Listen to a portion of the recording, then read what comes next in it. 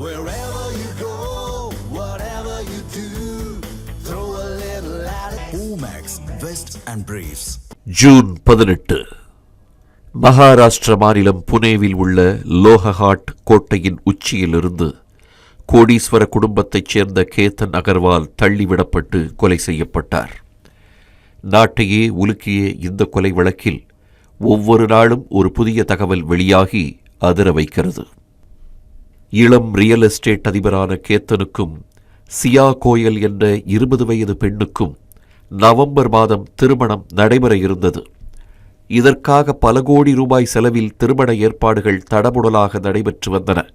இந்நிலையில் மகிழ்ச்சி வெள்ளத்தில் இருந்த குடும்பத்தினருக்கு கேத்தனின் மரணம் பெரும் இடியாக அமைந்தது. வருங்கால மனைவியான சியா கோயலே தனது காதலனுடன் இணைந்து கேத்தன் அகர்வாலை கோட்டையின் உச்சியிலிருந்து தள்ளிவிட்டு கொன்றது பெரும் அதிர்வலைகளை ஏற்படுத்தியிருக்கிறது. இருவரையும் போலீசார் கைது செய்து நடத்திய விசாரணையில் அதிர்ச்சிக்கு மேல் அதிர்ச்சி தரும் தகவல்கள் வெளியாகிக் கொண்டே இருக்கின்றன. அந்த வகையில் கேத்தனை கொன்றுவிட்டு அடுத்த 3 ஆண்டுகளுக்கு சியா போட்டு வைத்த திட்டம் தற்போது அம்பலமாகியிருக்கிறது. திருமணத்திற்கான உடைகள் மற்றும் நகைகள் வாங்குவதற்காக சியா தனது வருங்கால கணவர் கேத்தனிடமிருந்து 1 கோடி ரூபாய் பணம் வாங்கியிருக்கிறார். அந்த பணத்தை அப்படியே தனது காதலன் சேத்தன் சௌத்ரியின் தொழிலை மேம்படுத்துவதற்காக கொடுத்துள்ளார். பணத்தை பெற்றுக்கொண்ட சேத்தன் தான் நிதியளவில் மேம்பட குறைந்தது 3 ஆண்டுகள் தேவைப்படும் என்று சியாவிடம் கூறியுள்ளார். எனவே இருவரும் இணைந்து பெரும் சதி திட்டத்தை அரங்கேற்ற தங்களை தயார்படுத்திக் கொண்டனர்.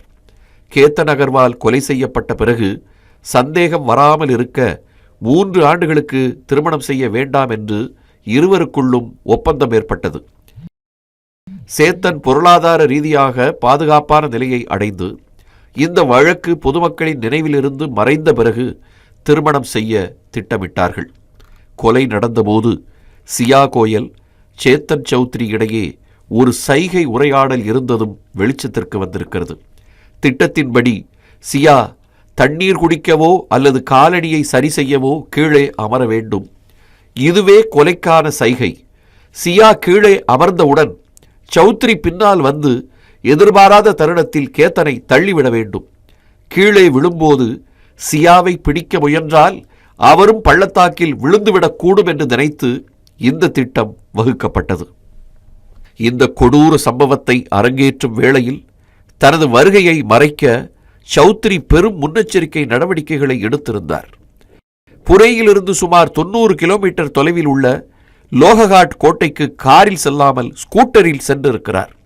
காரில் சென்றால் சுங்கச்சாவடியில் சிக்கிவிடுவோம் என பயந்து இந்த வழியை தேர்ந்தெடுத்திருக்கிறார். கொலை நடப்பதற்கு 34 நிமிடங்களுக்கு முன்பு சியா கோயல் தனது காதலன் சௌத்ரியுடன் செல்போனில் ரகசியமாக உரையாடியுள்ளார். போலீசாரின் சந்தேகம் இங்கிருந்து தொடங்கி தற்போது பெரும் ரகசியங்களை வெளிக்கொண்டு வந்துள்ளது.